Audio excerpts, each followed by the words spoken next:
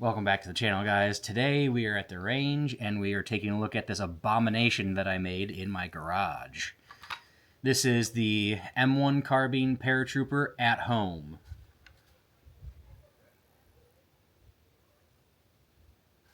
So what I did here is I bought a surplus M2 carbine stock from J&G sale, or J&G, I believe. It was like 30 bucks, so don't worry, it's not a World War II era stock. Nothing permanent has been done to this.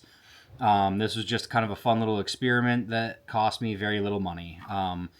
So yeah, $30 M2 carbine stock that I cut, and then a just surplus standard AK-47 pistol grip, and then Strike Industries FSA folding stabilizer.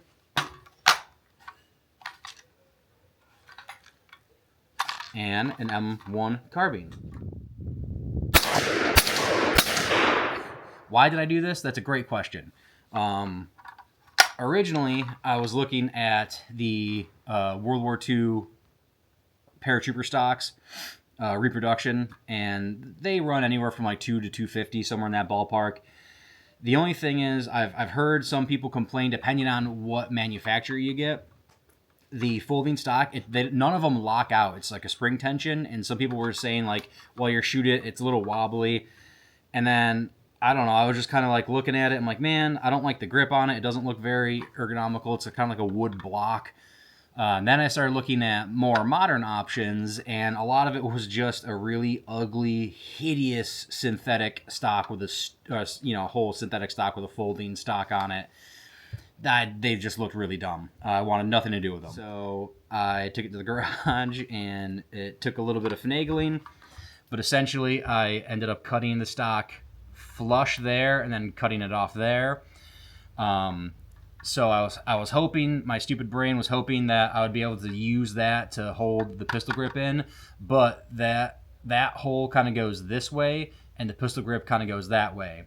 So I ended up, basically, when you take out the, and I won't do any of it just because I'm not showing any modifications, but if you take out the receiver out of the stock, there's a little ledge in there, and I just drew the line, and I just drilled straight through and have a long bolt going in there and using a wing nut there and just a little nut on the other side of there to put the grip on.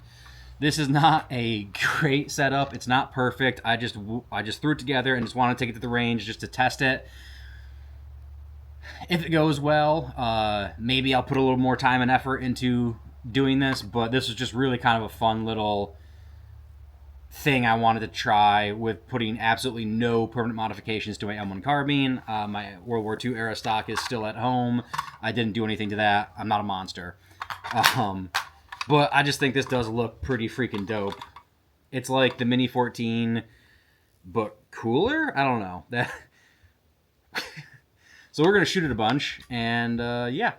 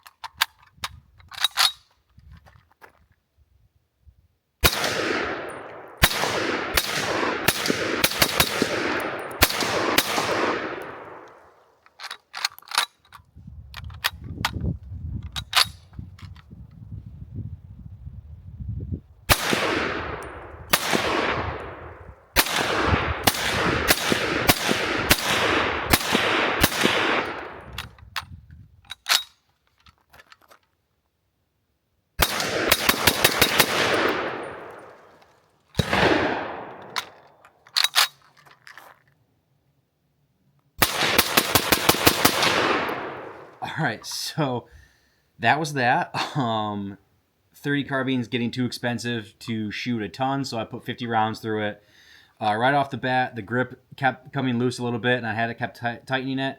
and I've noticed that the stabilizer's coming a little loose. I've just used 2 screws basically to put in there, and it looks like it's cracking the top of the stock just a little bit.